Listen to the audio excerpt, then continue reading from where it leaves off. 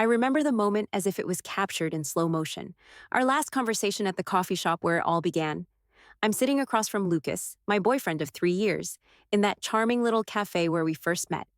Little did I know, this moment would soon unravel my heart like a spool of thread. Things between us had been different lately. There was an unspoken tension, a thick, unseen cloud that hung over us. My intuition whispered worries, yet I ignored them, chalking it all up to his demanding work schedule.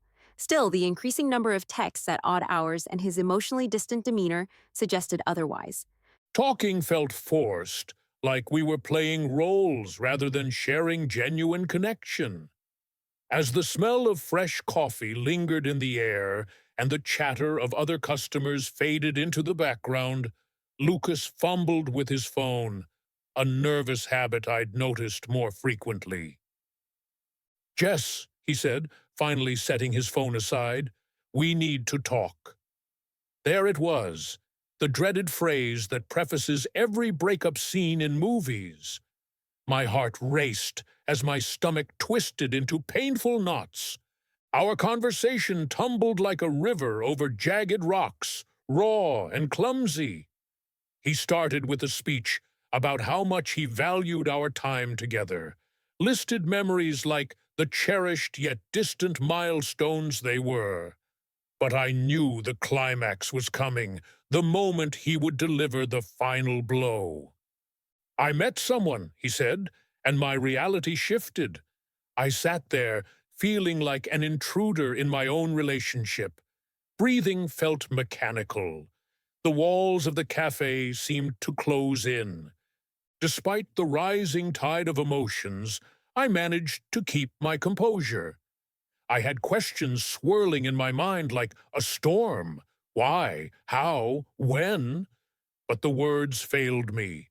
I forced myself to look at him, into those eyes I had known so well, now belonging to a stranger.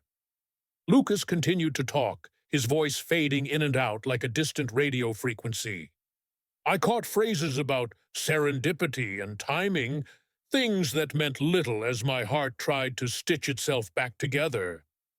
The rest of our conversation plays out in my memory like an old film montage, disjointed and stuttering. There were apologies, more from him than me, apologies wrapped in regret, guilt, and the harsh reality of our ending. "I never meant to hurt you, Jess," he said, his eyes glossy with regret. Yet he also seemed relieved, as if he'd released a heavy burden. When he finally left, I stayed behind, staring at the empty chair across from me. There was a sense of relief amidst the heartbreak, an unsettling duality of freedom and loss. Later that evening, amidst the quiet of my apartment, I decided to clear out reminders of our relationship.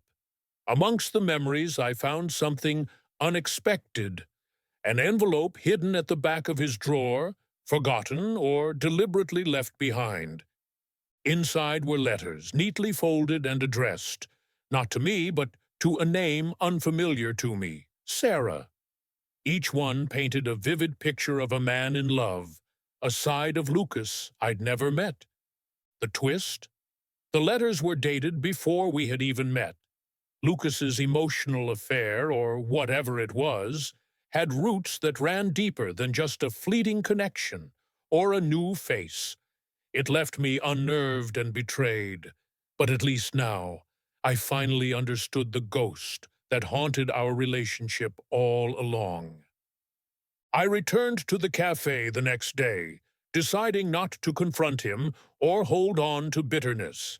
Instead, I penned my own letter, a farewell to what once was, and a welcoming to whatever might come. I left the letter with the barista, someone we both knew, and walked away with my own story in hand, now ready for my reality, knowing a part of my heart would always reside in that little cafe where love once bloomed and quietly ended. The cafe still smells like the first day we met.